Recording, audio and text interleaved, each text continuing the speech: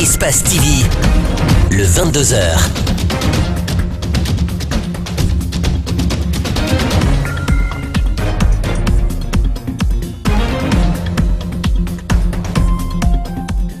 C'est avec toujours un réel plaisir, mesdames et messieurs, que je vous retrouve pour le 22h. Bienvenue à toutes et à tous. L'opposition républicaine s'est réunie en ce début de semaine au quartier général de l'UFDG. Plusieurs questions ponctuent cette rencontre, notamment la reprise des manifestations politiques et le budget alloué au chef de file de l'opposition guinéenne. Nous en parlerons dans ce journal. Et nous ferons un zoom sur les artères de la capitale guinéenne prises en otage par l'État des Mondis. Conakry vit dans la crasse en cette saison hivernale. Bien plus qu'une question d'insalubrité, c'est une question de santé publique. On en parle dans ce journal. Et enfin, les partisans du principal opposant au président russe se sont sortis par milliers pour protester contre la corruption dans le pays. L'opposition républicaine était donc en plénière ce lundi à l'ordre du jour, la reprise des manifestations pacifiques, le budget alloué au chef de file de l'opposition guinéenne. Il a été aussi question de la récente mission de Cellou Dalein Diallo en Europe et bien d'autres sujets donc, qui ont été débattus lors de cette rencontre. Mamadou Sadio Baldé, Mamadou Souma ont suivi la déclaration du porte-parole. L'opposition compte descendre dans la rue pour manifester dès après le mois de Ramadan. Son porte-parole a cité plusieurs points issus des accords du 12 octobre qui ne sont pas encore appliqués. Le temps du dialogue et des négociations sont terminés. Elle exige à présent l'application des précédents accords. Dans la deuxième quinzaine du mois de juillet, nous allons enchaîner avec les manifestations sur les places et sur les voies publiques si vraiment des changements significatifs n'interviennent pas dans la mise en œuvre de cet accord, ce dont nous doutons énormément. Donc nous avons décidé de mettre en place immédiatement une commission d'organisation. Le président est désigné et cette commission va commencer à travailler immédiatement à la mise en œuvre de ce programme. Il y a aussi le budget alloué au chef de file de l'opposition. Toutes les divergences peuvent exister, mais elle se gardera de se diviser à cause de l'argent, affirme Aboubacar Silla. Et je crois qu'il y a eu un accord total sur notre vision de ce rôle de chef de file et du budget qui est alloué pour le fonctionnement de son cabinet. Et là aussi, il y a eu une entente parfaite. Et je crois que je suis très heureux de vous dire que, contrairement à ce dont on s'inquiétait, contrairement à ce qui était attendu par certains, l'opposition ne se déchirera pas les questions budgétaires. Cellou Dalein Diallo a fait un compte-rendu de sa dernière tournée en Europe. À l'occasion, le leader de l'UFDG s'est adressé au Parlement belge. L'opposition a pu profiter de cette audience pour informer la communauté internationale sur les situations réelles qui sont vécues dans ce pays en matière d'économie, en matière de société, en matière de droits de l'homme, en matière de corruption, ainsi de suite. Il a également été en France, à Andorre, où il a pu, en tant que membre de l'Internationale libérale, participer à une grande réunion au cours de laquelle il a eu le privilège d'être élu comme vice-président de l'Internationale libérale. Et les leaders politiques que nous sommes nous ont adressé donc nos félicitations. On souhaitait que ce mandat soit fructueux et utile et pour l'Internationale libérale, et pour la Guinée, et pour l'opposition républicaine. Sur un tout autre plan, comment sauver la vie marine? On estime qu'un poisson sur 5 est pêché illégalement dans le monde. Alors pour freiner ce fléau et atteindre la sécurité alimentaire et nutritionnelle, la Guinée et la FAO tiennent ensemble un atelier de formulation d'une stratégie et d'un plan d'action à l'échelle nationale pour améliorer la conformité avec l'accord FAO relatif aux mesures du ressort de l'État du port, la douane, les représentants de la préfecture maritime, de la justice, du ministère du commerce, bref, tous les acteurs de l'économie maritime se sont mobilisés pour lutter contre la pêche illicite. Reportage Mamadou Saliouba, Yacouba Traoré. La pêche illicite, un trafic clandestin qui touche presque tous les pays du monde et qui cause énormément de pertes sur le plan économique et social des pays côtiers. Un manque à gagner pour les pêcheurs en règle. Selon des études, un poisson sur 5 dans le monde est pêché de façon illégale. La lutte est difficile pour contrecarrer les pêcheurs clandestins. La solution viendra peut-être de l'accord de la FAO de 2009 relatif aux mesures du ressort de l'État du port, dont la Guinée est signataire. Le message a été très clair, c'est demander à tous les agents impliqués dans ce secteur, que ce soit les douaniers, du commerce, de la sécurité maritime, tous les agents qui sont là, qui prennent part à cet atelier, puissent s'approprier de l'accord et évaluer concrètement leurs besoins pour bénéficier de l'accompagnement de la FAO. Cette assistance de la FAO vise à traquer les bateaux qui pêchent illégalement à travers une révision des politiques et systèmes de suivi, contrôle et surveillance existants. La lutte doit s'opérer au niveau des États côtiers car c'est là-bas qu'on débarque les prises. Une mesure pour l'atteinte de la sécurité alimentaire et nutritionnelle de la population. L'atelier d'aujourd'hui vise à renforcer les moyens techniques, les législations, le plan d'action pour que cette pêche puisse être contrôlée. Et dès lors que ça sera contrôlé, je crois que ça sera un bénéfice et pour le ministère et pour le pays. Les pêcheurs clandestins n'obéissent pas aux règles et sont prêts à pêcher toutes sortes de poissons sans tenir compte de la croissance. C'est cette pêche qui rend pauvres les océans. La FAO part en guerre pour que la Guinée puisse avoir une stratégie pour contrecarrer la pêche illicite.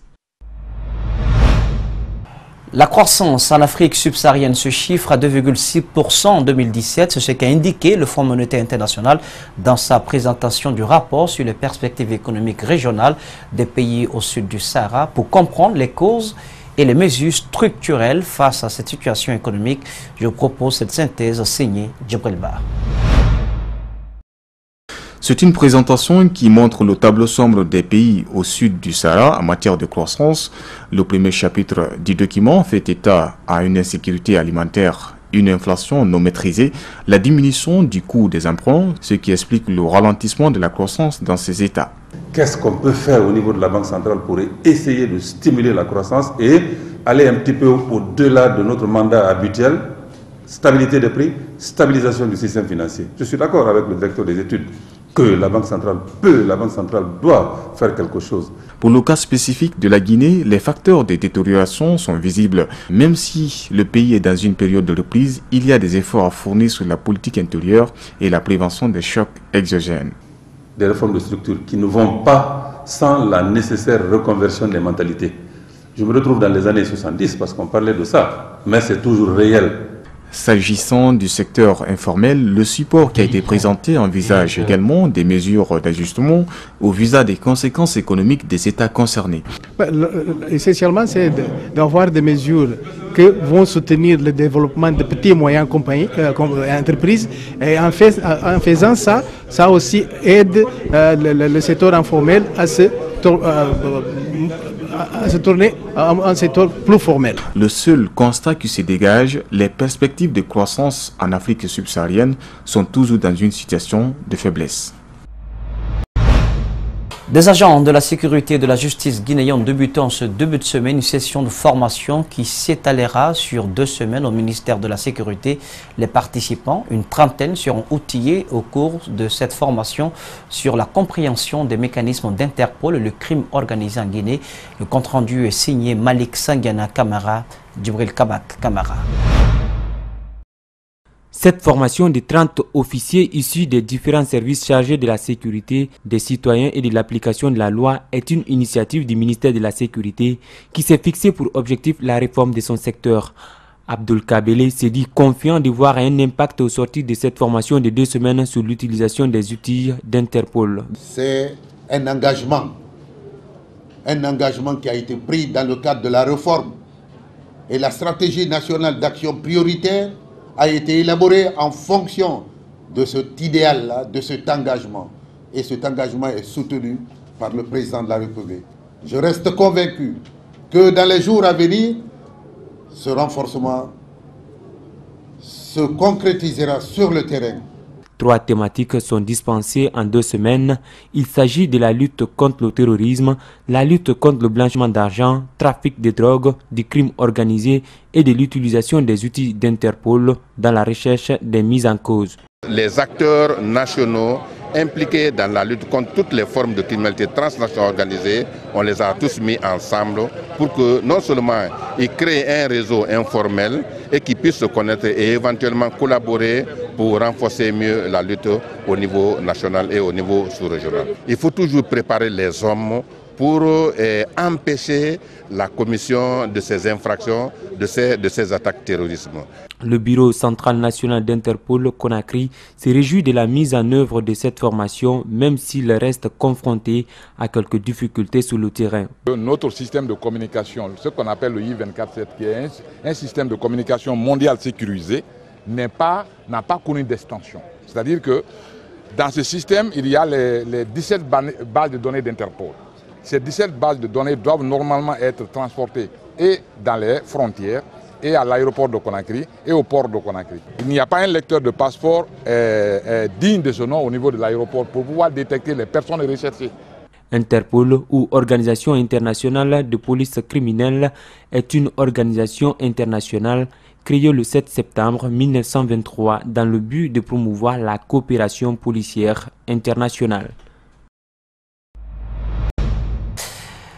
168 millions d'enfants sont en situation de travail, des enfants partout dans le monde. Plus de la moitié des 168 millions d'enfants qui travaillent dans le monde sont engagés dans des activités dangereuses, activités qui mettent directement en péril leur santé, leur sécurité et leur développement moral. Les estimations sont donc signées de l'Organisation internationale du travail, OIT. La situation est donc préoccupante, d'où la journée mondiale contre le travail des enfants chaque 12 juin pour lancer l'alerte.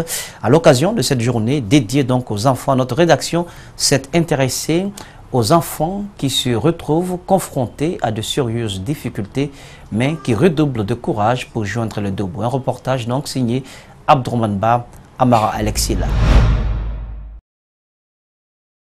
Un groupe d'enfants à l'œuvre dans ce garage. Ils s'activent à la réparation des motos. Ici, les activités vont bon train. Les clients semblent satisfaits du talent de tous ces petits qui maîtrisent leur métier. Loin Paul Lama a 10 ans. Il fait la 3e année. Après l'école, cet enfant passe le reste de sa journée à réparer des motos. Je vais travailler bien. Quand je viens travailler, je vais aller à l'école. Quand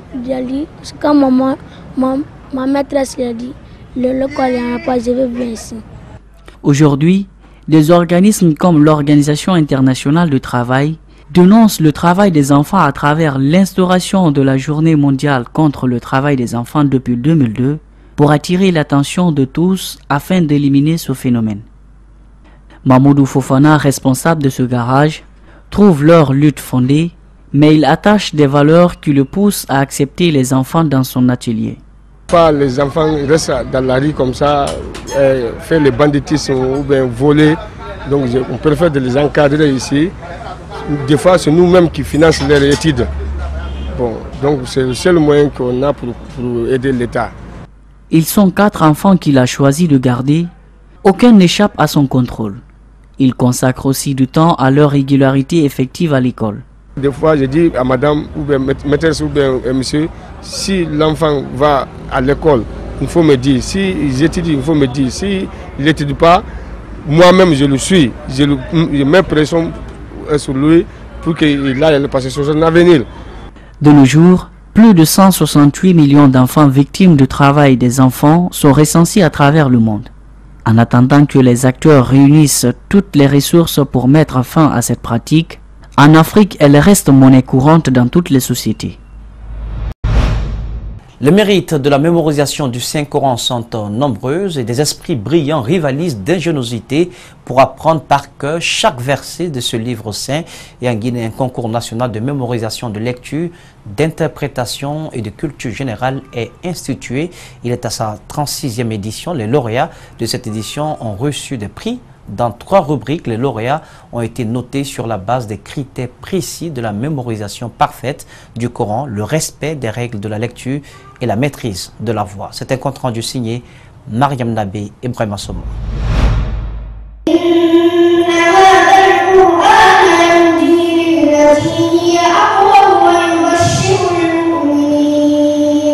La finale de la 36e édition du concours national de mémorisation, de lecture, d'interprétation du Saint-Coran et de la culture générale a eu lieu le vendredi dernier.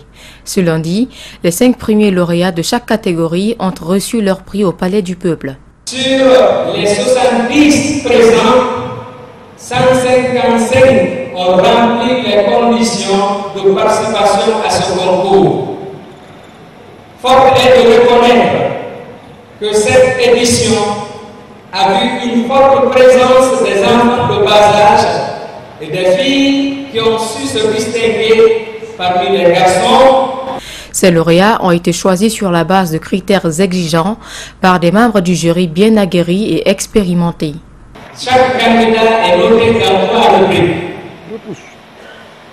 La mémorisation parfaite, le respect des règles de la lecture et la maîtrise de sa voix. Pour l'interprétation et la culture, il est noté dans la compréhension linguistique, la connaissance de l'idée générale des versets et la leçon à tirer des versets. Avec des primes allant jusqu'à 15 millions de francs guinéens, les champions à ce concours national ont compéti dans 5 catégories, dont le Coran entier et la culture générale. Au sortir de cette 26e édition, des décisions appropriées seront prises en la matière pour la parfaite harmonie et la cohésion entre les leaders religieux sur les plans endogènes et exogènes. Ces lauréats vont prochainement représenter la Guinée dans des concours internationaux.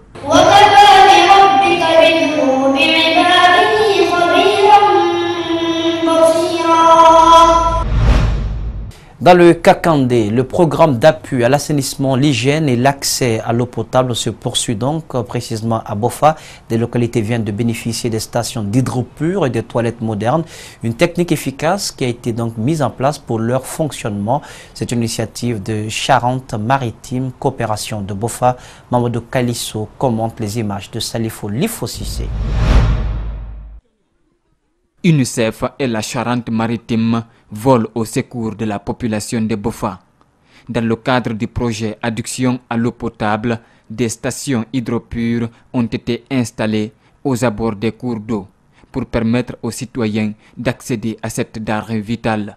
Une rivière est à côté parce que l'eau de cette rivière utilisée par les populations était très trouble et qu'il fallait donc l'épurer, d'où le système hydropure que vous aviez derrière moi. En ce qui concerne l'hygiène, des toilettes modernes ont été construites dans de nombreux endroits publics, comme les ports de pêche et dans certains villages. UNICEF et Charente-Maritime se donnent les mains pour nous appuyer et ils nous appuient en tous sens. Dans le domaine de l'assainissement, dans le domaine des ATPC, ils nous appuient partout. Pour l'entretien et le fonctionnement de ces infrastructures, les donateurs associent les communautés locales. Dans les stations hydropures, par exemple, des cabines pour charger les téléphones ont été installées. Celles-ci permettront aux vigiles de gagner son pain et de rester sur place pour contrôler le fonctionnement de la station. Une forme de rémunération, même si elle ne dit pas son nom, mais lui, ça l'encourage à rester là, ça le responsabilise. Et comme ça, il va toujours surveiller le débit de l'eau, le débit du chlore qui va dans l'eau pour la traiter. Il va veiller à ce que tout le système fonctionne comme il faut. Ce programme d'appui à l'hygiène, l'assainissement et l'adduction à l'eau potable dans la zone de Bofa a démarré en septembre 2015. Il doit s'étendre jusqu'à la fin de cette année. En cette saison des pluies, Conakry, la capitale, ploie sous le poids des tas d'immondices. L'insalubrité se porte comme un charme, une question de santé publique qui interpelle tous les citoyens. La capitale guinéenne est l'une des plus insalubres de la sous-région. Sur toutes les artères, des immondices dégagent des odeurs à vous couper le souffle. L'Agence nationale pour l'assainissement tente d'inverser la tendance. C'est un constat signé Idrissa Bari Amara Alexila. Ces ordures qui jonchent la route se situent près du marché Mayalon de la tannerie. Là, vendeuses et immondices cohabitent ensemble. Une triste réalité qui pousse certains citoyens à imputer la responsabilité aux autorités communales. Nous souffrons vraiment avec la présence de ces immondices à Conakry, surtout ici à Matoto. Les moustiques, des cas de maladies, nous en sommes exposés. Nous passons toute la journée avec les microbes et les mouches. Maintenant, ce que nous sollicitons, c'est l'interdiction de déverser des ordures ici. Comme Mamadi Kondé, plusieurs citoyens dénoncent la multiplication des dépotoirs d'ordures sur les principales artères de la capitale. Ce lundi, les responsables de l'Agence nationale de l'assainissement, une structure nouvellement mise en place pour lutter contre l'insalubrité, ont relancé la campagne de ramassage des ordures à Conakry après 3 semaines d'arrêt. Ils en appellent à l'esprit de civisme des populations. Après les 3 semaines, tout est remis encore, tout ce qu'on a enlevé. On dirait qu'on n'a rien fait. Vous avez vu l'exemple. Ici, chaque 2-3 jours, on repassait maintenant pour voir les endroits qui ont remis, on les enlevait. Mais après les 3 semaines de coupure, tout a remis encore. On ne promet pas. Mais dans 2 semaines plus tard encore, comme la chance y est, on va reprendre tout. Tout sera propre. L'ANA, qui au début disposait de 6 camions, vient d'être à nouveau doté de 5 camions supplémentaires. En attendant le nettoyage complet des artères, les citoyens continuent de subir la présence et les odeurs nauséabondes que dégagent ces immondices qui les exposent aussi à d'éventuels risques sanitaires, surtout en cette période de grande pluie.